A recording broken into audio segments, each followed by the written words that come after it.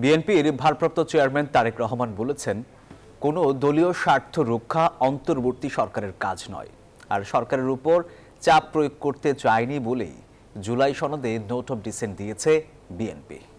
রাজধানীর কৃষিবিদ ইনস্টিটিউটে হিন্দু প্রতিনিধির সম্মেলনে তিনি এসব কথা বলেন। গুপ্ত রাজনীতির মাধ্যমে ফ্যাসিবাদী শক্তি যেন অনুপ্রবেশ করতে না পারে সে ব্যাপারে সবাইকে সতর্ক থাকার আহ্বান জানান তিনি। হিন্দু মুসলমান ভাই ভাই, পতুয়া মুসলমান ভাই ভাই, এভাবেই স্লোগানে মুখর হয়ে ওঠে কৃষিবিদ ইনস্টিটিউটে হিন্দু প্রতিনিধি সম্মেলন। বিএনপির প্রতি সমর্থন জানান মাতুয়া ঐক্য জোটের নেতাকর্মীরা। সমাবেশে প্রধান অতিথি হিসেবে ভার্চুয়ালি যুক্ত হন বিএনপির ভারপ্রাপ্ত চেয়ারম্যান তারেক রহমান। এ সময় প্রধান অতিথির বক্তব্যে তারেক রহমান বলেন, ফ্যাসিবাদ বিরোধী শক্তির কোনো দল গুপ্ত রাজনীতির সাহায্য নিয়েছিল। সেই একই পন্থায় যেন ফ্যাসিবাদরা ফিরতে না পারে, সেজন্য ফ্যাসিবাদ বিরোধী সবাইকে ঐক্যবদ্ধ থাকতে হবে।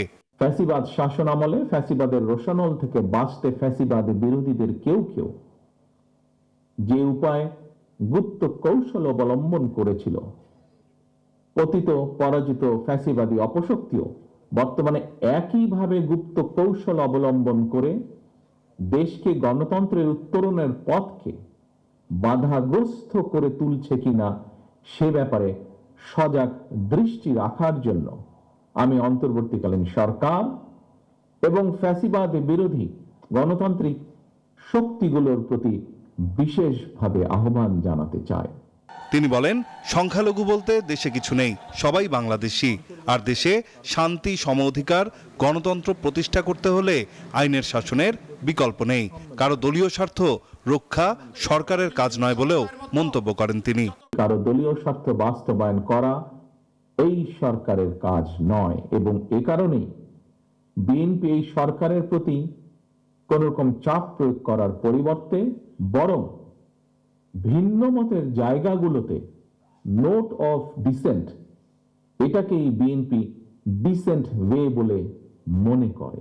তিনি আরো জানান, বেকার সমস্যা সমাধানে, কারিগরি ও ভাষা শিক্ষা প্রদানে দক্ষ জনবল তৈরির কাজ করছে বিএনপি। এছাড়া জনগণের রায় পেয়ে ক্ষমতায় গেলে বিএনপি নারী ও কৃষকদের জন্য বিশেষ কার্ড দেওয়ার পরিকল্পনা করছে। ভাষা শিক্ষা দিয়ে দক্ষ জনশক্তি রূপান্তর করায়। নাইম আল চিকো, নিউজ 24, ঢাকা।